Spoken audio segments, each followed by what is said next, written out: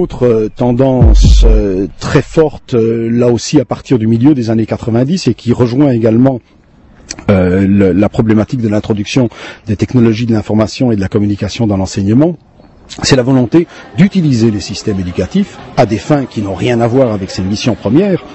à des fins vraiment d'instrumentalisation de l'école au service de la création de nouveaux marchés, de la stimulation des nouveaux marchés. Au sommet européen de Lisbonne en 2000, la question centrale était comment l'Europe peut-elle rattraper son retard sur les États-Unis, sur le Japon, en matière d'utilisation domestique des technologies de l'information et de la communication, en matière de commerce électronique, etc. Et la réponse fut e-learning, l'accélération de l'introduction de ces technologies dans l'enseignement, parce que on sait qu'aujourd'hui, à peu près 50% des achats d'ordinateurs ou des achats de connexions au réseau Internet par les ménages européens, 50% de ces achats se font après qu'un enfant ait appris à l'école à se servir d'un ordinateur. C'est à ce moment-là que les familles franchissent le pas et se disent on va faire comme les voisins, on va nous aussi acheter un ordinateur, on va nous aussi se mettre au goût du jour, et puis ça peut pas faire de mal aux gamins pour sa scolarité. Voilà, ce sont ces raisonnements-là qui poussent beaucoup de ménages à investir dans ces technologies, et la Commission européenne a dit clairement, voilà, si on veut que l'Europe devienne ce grand marché des technologies de l'information et des communications et que les industries européennes du multimédia notamment puissent se développer, il faut que l'école joue pleinement son rôle de stimulant de ces marchés.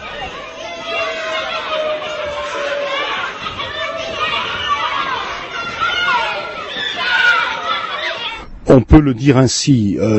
mais je serais simplement un peu plus nuancé. Je pense que l'école n'a jamais eu pour fonction de former une grande masse de citoyens au sens où j'entends moi l'institution du citoyen, c'est-à-dire l'école n'a jamais eu pour mission d'apprendre à tous à être à même de comprendre le monde dans toutes ses dimensions et à agir en citoyen critique et conscient dans ce monde. Cela n'a jamais été la mission de l'école. En tout cas, c'était l'utopie scolaire. C'est ce qu'on disait, c'est ce qui a été mis en avant, mais le rôle réel de l'école n'était pas cela. Quand j'allais dire Luc Ferry, quand Jules Ferry a fondé l'école républicaine, n'oublions pas que c'était au lendemain de la Commune de Paris et qu'il l'a fait en disant clairement, je le cite de mémoire, j'attribue à l'enseignement la seule mission qu'il puisse avoir, celui de permettre la transmission d'un certain nombre de valeurs qui importe à la préservation de l'État. C'était ça le rôle de l'école, c'était former le citoyen au sens de lui inculquer l'idée qu'il vit dans une société qu'il doit respecter, dont il doit respecter les institutions et qu'il ne faut surtout pas trop critiquer, qu'il ne faut pas trop combattre. C'est l'apprentissage du patriotisme, les charniers de la Première Guerre mondiale portent devant l'histoire le témoignage de l'efficacité qu'a eu l'école primaire du peuple comme lieu d'inculcation du patriotisme en France, en Allemagne, en Belgique et ailleurs. Donc je ne me fais pas d'illusions sur ce qu'était l'école du passé.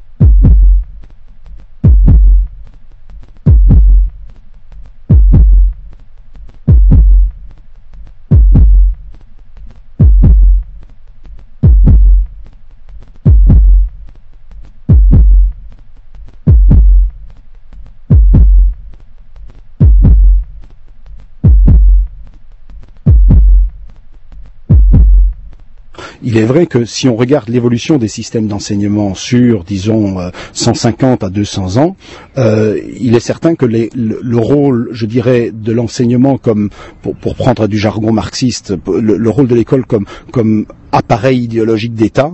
prend le pas, est en déclin et que son rôle comme appareil économique ou comme soutien à l'appareil économique prend de plus en plus d'importance, surtout tout au long du XXe siècle. Ça s'accélère au lendemain de la Deuxième Guerre mondiale avec le phénomène de massification de l'enseignement et aujourd'hui on est en plein dans cette évolution avec d'abord ce que je viens d'expliquer, cette instrumentalisation de l'école au service de la compétition économique, et plus même ce qui pointe aujourd'hui à l'horizon, c'est la transformation même de l'école en nouveau secteur économique, en marchandises. Les savoirs, l'enseignement deviennent un secteur extrêmement rentable. Les investissements dans le education business, comme disent les anglo-saxons, c'est-à-dire l'ensemble d'activités marchandes liées de près ou de loin à l'enseignement, ces investissements ont été multipliés par 7 entre 1996 et 2000. Et à l'intérieur de cette croissance des investissements dans le marché éducatif, on constate que c'est l'enseignement à distance, l'enseignement sur Internet, qui est aujourd'hui le vecteur, qui est le cheval de Troie de cette privatisation marchande de l'école.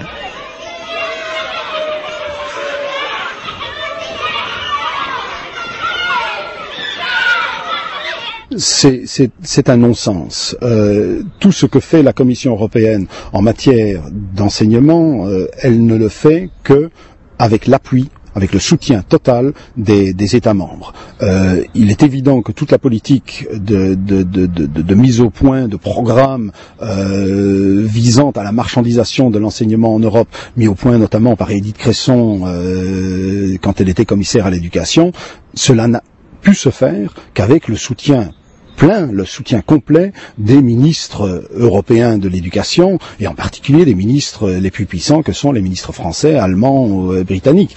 Il n'y a pas d'opposition, n'en déplaise aux discours tenus parfois par des ministres qui sont mis sur la sellette par leurs opinions publiques.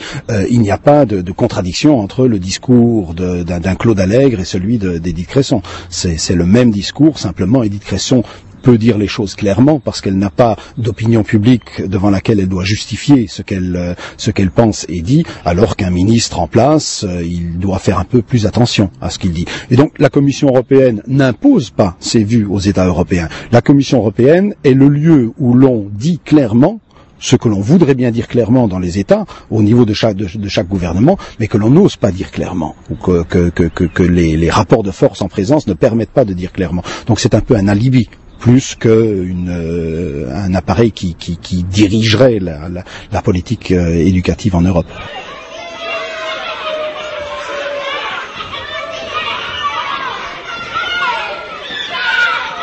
Il faut distinguer ce qui est vrai sur le plan individuel et ce qu'il en est sur le plan, je dirais, macroéconomique. Sur le plan individuel, il est certain que celui qui dispose d'une formation qui répond le mieux possible aux